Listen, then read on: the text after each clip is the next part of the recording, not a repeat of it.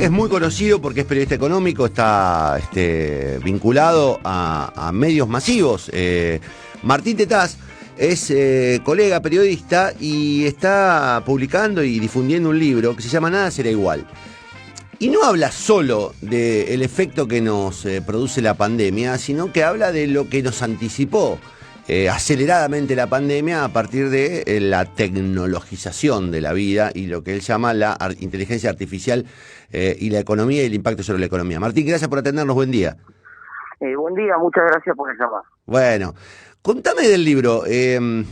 Lo empezaste a escribir antes, durante la pandemia o la pandemia te terminó dando el empujón final para lo que estabas buscando.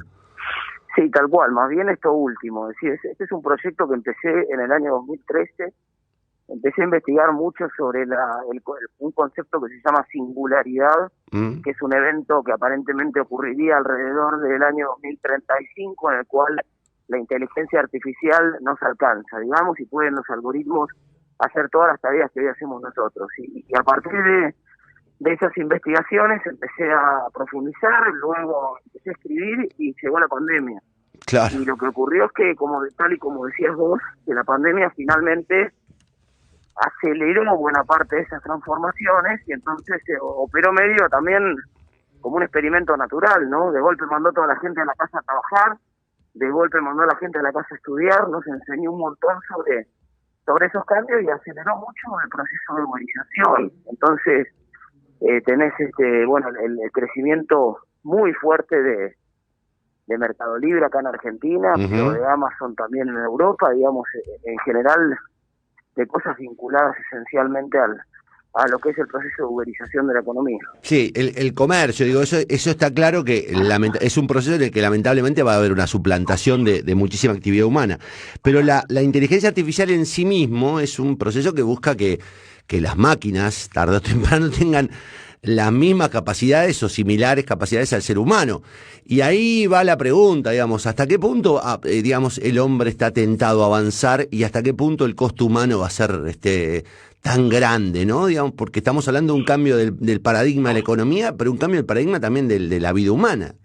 Mira, a mí lo que me preocupa más que nada son los tiempos del cambio, ¿no? Porque revoluciones industriales ya hubo antes, no es la primera esta. Todas las revoluciones industriales en el corto plazo destruyen algo de empleo, pero en el largo plazo lo multiplican. Digamos, nunca, después a pesar de haber habido 3 revoluciones industriales antes de esta, nunca hubo tanto empleo en el mundo como el que hay ahora, digamos, masivamente, no solamente el fenómeno de Asia, sino el récord de cantidad de gente trabajando en Estados Unidos, e incluso en Argentina también. La tasa de empleo de Argentina es la más alta de los últimos 40 años. Entonces, evidentemente, el avance de la tecnología ha sido más complementario que sustituto. Es cierto, trabajamos menos horas que antes, trabajamos 8 horas, antes, hace 100 años atrás se trabajaba 12 horas por día, pero en general, digamos, no ha producido la tecnología crecimiento espectacular del desempleo que en cada revolución industrial siempre se anuncia, sí. Se teme, ¿no? Claro. Sí, de todas maneras uno lo percibe ¿dónde? En lo cotidiano a veces, digo, los supermercados que empiezan a tener cajas automáticas, pero tampoco funcionan del todo, ¿no? Termina siempre viendo un ser humano que controla ahí. Uno también percibe que hay como una dificultad en el avance para sustituir al hombre. Bueno, justamente de eso se trata, ¿no? Por eso por eso el planteo de la gente de la Universidad de la Singularidad es que este impacto termina de darse recién dentro de 15 años más o menos. Y entonces, pero ya uno lo ve en muchas cosas, digamos. Es cierto que las inteligencias artificiales son torpes en relaciones sociales, por ejemplo, todavía, ¿no? Pero, por ejemplo, ya tenemos autos autónomos que se manejan con inteligencia artificial, hablamos de no eso. es ciencia ficción, ya ocurre, ya tenemos aplicaciones que ayudan a los médicos a diagnosticar por imagen, otra vez no es ciencia ficción, ya está ocurriendo ahora. Entonces hay un montón de robots de inteligencia artificial interactuando con nosotros todos los días. Algunos son más obvios y los vemos, otros ni siquiera nos damos cuenta. Y bueno, lo que te decía más temprano, la sensación que hay es que eso se está acelerando a una velocidad dramática, exponencial. Ahora todo el mundo, antes había que explicarlo esto, pero gracias a la pandemia, como decía mi abuela, no es mal que por bien no venga. Ahora todos sabemos lo que quiere decir exponencial, ¿no? Que exponencial quiere decir que cuando querés actuar y darte cuenta es demasiado tarde, o sea que el fenómeno te pasa por arriba. Y acá, y un poco parece que es lo que está pasando con la uberización y con el avance de la inteligencia artificial. Martín, te escucho generalmente hacer análisis de la economía, de la macro y de las dificultades que tiene Argentina desde el punto de vista de la matriz. Te lo vinculo con esto. ¿Cuán en desventaja estamos respecto al resto del mundo? Porque uno ve que la pandemia va empezando a tener soluciones en los países centrales y empieza a demostrarse que no somos un país central y que vamos a tener las dificultades del tercer mundo por un montón de razones, algunas incluso por falta de pericia, digamos, en la conducción, pero sí, o de honestidad. Pero digo, claro, ¿cuán distantes estamos a la evolución del mundo? ¿Cuál es la diferencia que tenemos respecto a los países centrales hoy, de acuerdo a tu lectura del mundo?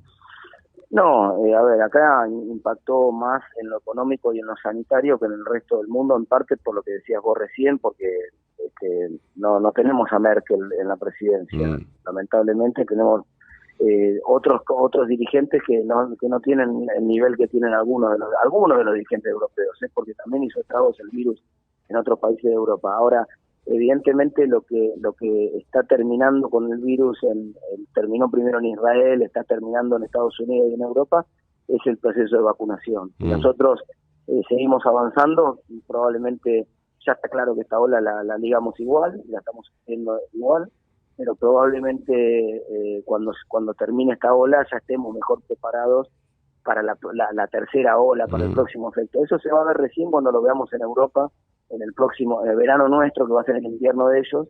Ahí veremos si todo esto les está funcionando bien, si no aparecen nuevas cepas, viste que todo esto es muy... claro, sí. Yo no soy sanitarista, pero lo que veo es que están todos muy preocupados con las cepas nuevas. Vos crees que lo dominaste, claro, vos crees que lo dominaste y te aparece otra cepa nueva y te hace un desastre, ¿no? Sí, pero yo me refería, más allá de la pandemia, me refería a cómo este cambio abrupto que generó, este aceleramiento abrupto que generó la instalación de la tecnología abrumadoramente en la vida cotidiana, con el teletrabajo y todo eso. ¿Cuánto de diferencia tenemos con el primer mundo? No, ninguna tenemos. No, acá está impactando, no es un problema de países. El cambio tecnológico ocurre transversal en niveles.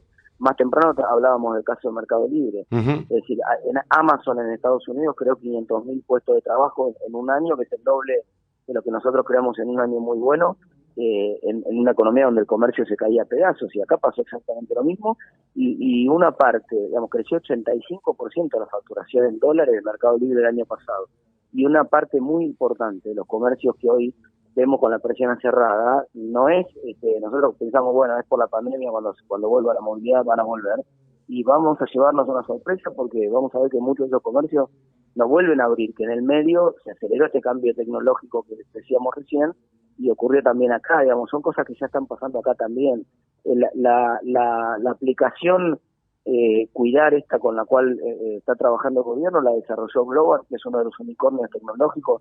Está bien, le digo, ¿en qué podemos ayudar? Y armaron una primera aplicación que todavía puede ser mejorada mucho, pero que empieza a utilizar de a poco datos, de a poco información. Entonces, me da la sensación que no hay una distancia. No es que acá no van a ocurrir los procesos. Si vos miras, por ejemplo, los fenómenos de otras plataformas en las cuales democráticamente muchos argentinos acceden. Por ejemplo, Paulo Londra se hizo millonario en una semana en Spotify. Digamos, y es argentino, y es un fenómeno local. Entonces es tan democrático el esquema y corta tan transversal a los países el esquema de la nueva tecnología que no va a haber diferencias significativas entre países en la adopción de eso. Y este cambio de matriz de la economía también hace replantear un conjunto de esquemas que tenemos planteados, o digamos como si fueran normas sagradas que lamentablemente también se empiezan a resquebrajar, ¿no? Digo, porque no podemos seguir discutiendo de acuerdo a las ideologías de los 60 y 70 el mundo, el futuro, con un cambio tan brutal, ¿no? Es la regla de juego.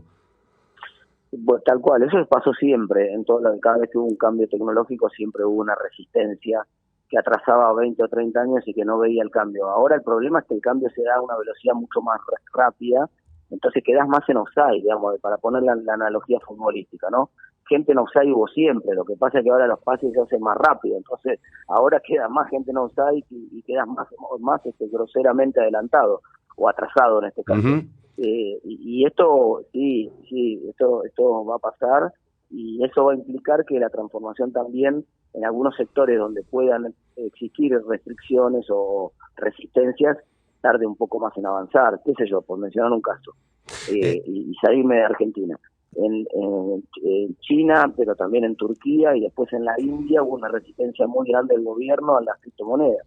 Entonces frenaron transacciones, sancionaron a los bancos que permitían que la gente comprara criptomonedas. Bueno, esa es una reacción razonable, lógica, que uno, digamos, ya veía venir, pero que es una reacción que está tratando de tapar un sol con la mano, ¿no? Tarde o temprano va a tener que adaptarse a las nuevas tecnologías.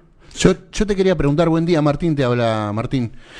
Buen día. Frente a tanto cambio tecnológico y que Argentina exporta tanto helicópteros, satélites, software y todo eso, ¿el sistema educativo en el mundo y en Argentina no debería cambiar, no debería tomar un rumbo hacia otro lado, como carreras como mecatrónica, creación de software y todo eso? Sin ninguna duda. De todas maneras, no estoy tan seguro del sentido, digamos, no es un problema de más de una carrera y menos de la otra. Más bien parece que todo el sistema educativo, sobre todo el de base, el del sistema educativo primario y secundario, que fue diseñado pensando en la revolución industrial, digamos, y que produce una burocracia pública y privada estandarizada. Digamos, ese esquema no va más, evidentemente, hay que empezar a pensar en otro sistema educativo, y de hecho los pibes lo están haciendo. Si yo tengo un nene de 7 años, que ellos juegan juegos en red entre los amigos y se van pasando videos con tutoriales de cómo hacer determinado truco. Hay un fenómeno de aprendizaje autoorganizado, no hay un padre diciéndole, che, miren esto, hagan esto. Ellos mismos se van organizando y van avanzando en el conocimiento, y tienen una destreza para jugar un montón de juegos, como por ejemplo el Fortnite y otros juegos que están de moda hoy en la Play y en estos jueguitos en red, que realmente si nosotros no podemos jugar, no entendemos ni cómo mover la palanca, digamos.